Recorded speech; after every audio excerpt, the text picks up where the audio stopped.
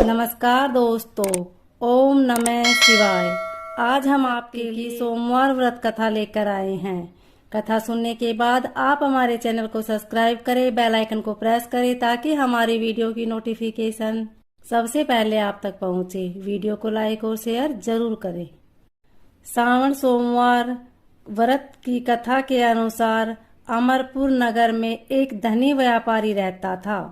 दूर दूर तक उसका व्यापार फैला हुआ था। नगर में उस व्यापारी का सभी लोग मान सम्मान करते थे। इतना सब कुछ होने पर भी वह व्यापारी अंतर्मन से बहुत दुखी था, क्योंकि उस व्यापारी का कोई पुत्र नहीं था। वह दिन रात उसे एक ही चिंता सताती रहती थी। उसकी मृत्यु के बाद उसके इतने बड़े व्यापार को और धन संपत्ति को कौन संभालेगा। पुत्र पाने की इच्छा से वह व्यापारी प्रति सोमवार भगवान शिव की व्रत पूजा किया करता था।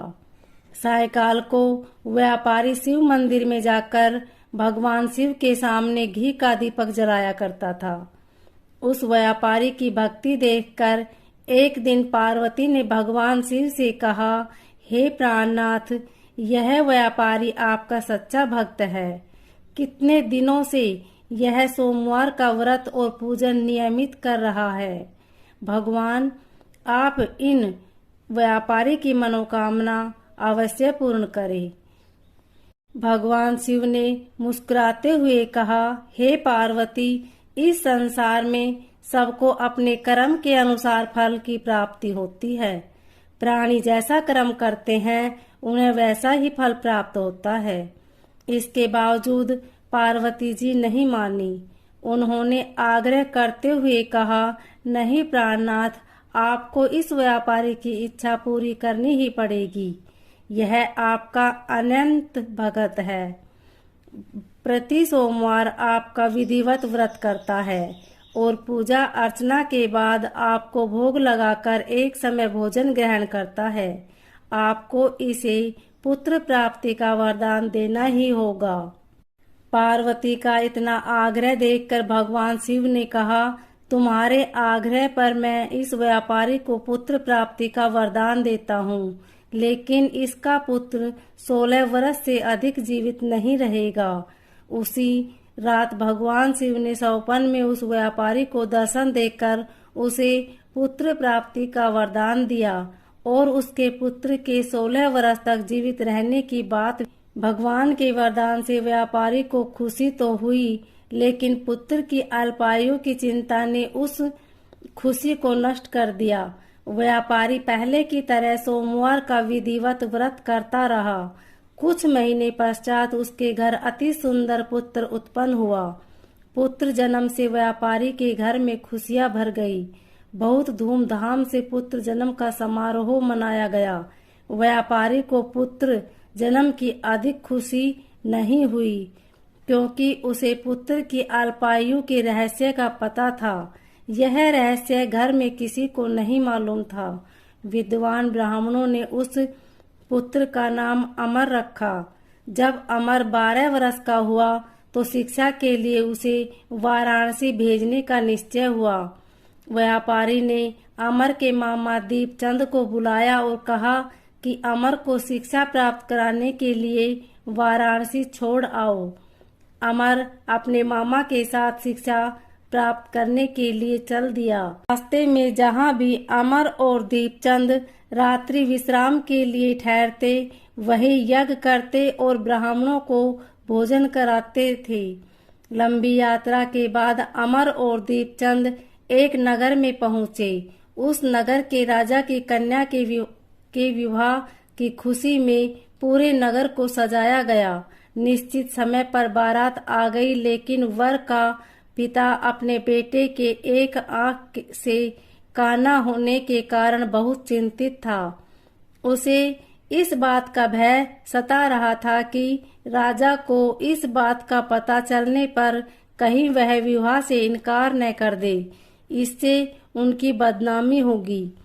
वर के पिता ने अमर को देखा तो उसके मस्तिष्क में एक विचार आया। उसने सोचा, क्यों न इस लड़के को दूल्हा बनाकर राजकुमारी से विवाह करा दूं। विवाह के बाद इसको धन देकर विदा कर दूंगा और राजकुमारी को अपने नगर में ले जाऊंगा। वर के पिता ने इसी संबंध में अमर और दीपचंद से बात की। दीपचंद ने धन मिलाने के लालच में वर के पिता की बात स्वीकार कर ली। अमर को दूल्हे के वस्त्र पहनाकर राजकुमारी चंद्रिका से विवाह कर दिया गया। राजा ने बहुत सा धन देकर राजकुमारी को विदा किया। अमर जब लौट रहा था तो सच नहीं छिपा सका और उसने राजकुमारी की ओढ़नी पर लिख दिया, राजकुमारी चंद्रिका, तुम्हारा विवाह तो मेरे साथ हुआ था। मैं तो वाराणसी में शिक्षा प्राप्त करने जा रहा हूँ। अब तुम्हें जिस नवयुवक की पत्नी बनना पड़ेगा वह कान्हा है। जब राजकुमारी ने अपनी ओढ़नी पर लिखा हुआ पढ़ा तो उसने कान्हे लड़के के साथ जाने से इनकार कर दिया। राजा ने सब बातें जानकर राजकुमारी को महल में रख लिया। उधर अमर अपने मामा दीपचंद के साथ वाराणसी पहुंच गया। अमर ने गुरुकुल में पढ़ना शुरू कर दिया। जब अमर की आयु 16 वर्ष पूरी हुई तो उसने एक यज्ञ किया। यज्ञ की समाप्ति पर ब्राह्मणों को भोजन कराया और खूब अन्न वस्त्र दान किए। रात में अमर अपने शयन कक्ष में सो गया। शिव के वरदान के अनुसार शयन अवस्था में ही पखेरु उड़ गए। सूर्योदय पर मामा अमर को मृत देखकर रोने पीटने लगा। आसपास के लोग भी एकत्र होकर दुख प्रकट करने लगे। मामा के रोने विलाप करने के स्वर समीप से गुजरते हुए भगवान शिव और माता पार्वती ने भी सुने। पार्वती जी ने भगवान से कहा, प्राणनाथ, मुझसे इसके रोने के स्वर सहन नहीं हो रहे। आप इस व्यक्ति के कष्ट अवश्य दूर करें। भगवान शिव ने पार्वती जी के साथ अदृश्य रूप में समीप जाकर अमर को देखा तो पार्वती जी से बोले, पार्वती, यह तो उसी व्यापारी का पुत्र है। मैंने इसे 16 वर्ष की आयु का वरदान दिया था। इसकी आयु तो पूरी हो गई। पार्वती जी ने फिर भगवान शिव से निवेदन किया कि हे प्राणनाथ, आप इस लड़के को जीवित करें, नहीं तो इसके माता पिता पुत्र की मृत्यु के कारण रो रो कर अपने प्राण त्याग देंगे। इस लड़के का पिता तो आपका परम भक्त है। वर्षों से सोमवार का व्रत करते हुए आपको भोग लगा रहा है। पार्वती के आग्रह करने पर भगवान शिव ने उस लड़के को जीवित होने का वरदान दिया और कुछ ही पल में वह जीवित होकर उठ बैठा। शिक्षा समाप्त करके अमर मामा के साथ अपने नगर की ओर चल दिया। दोनों चलते हुए उसी नगर में पहुंचे जहां अमर का विवाह हुआ था। उस नगर में भी अमर ने यज्ञ का आयोजन किया। समीप से गुजरते हुए नगर के राजा ने यज्ञ का आयोजन रखा। राजा ने अमर को तुरंत पहचान लिया। यज्ञ समाप्त होने पर राजा अमर और उसके मामा को महल में ले गया और कुछ दिन उन्हें महल में रखकर बहुत सा धन वस्त्र देकर राजकुमारी के साथ विदा किया। रास्ते में सुरक्षा के लिए राजा ने बहुत से सैनिकों को भी साथ भेजा। दीपचंद ने नगर में पहुंचते ही एक दूत को घर भेजकर अपने आगमन की सूचना भेजी। अपने बेटे अमर के जीवित वापस लौटने की सूचना से व्यापारी बहुत प्रसन्न हुआ।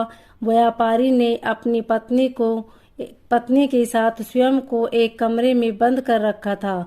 भूखे प्यासे रहकर व्यापारी और उसकी पत्नी बेटे की प्रतीक्षा कर रहे थे।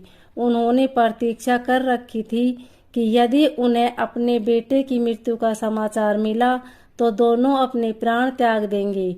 व्यापारी अपनी पत्नी और मित्रों के साथ नगर के द्वार पर पहुंचा।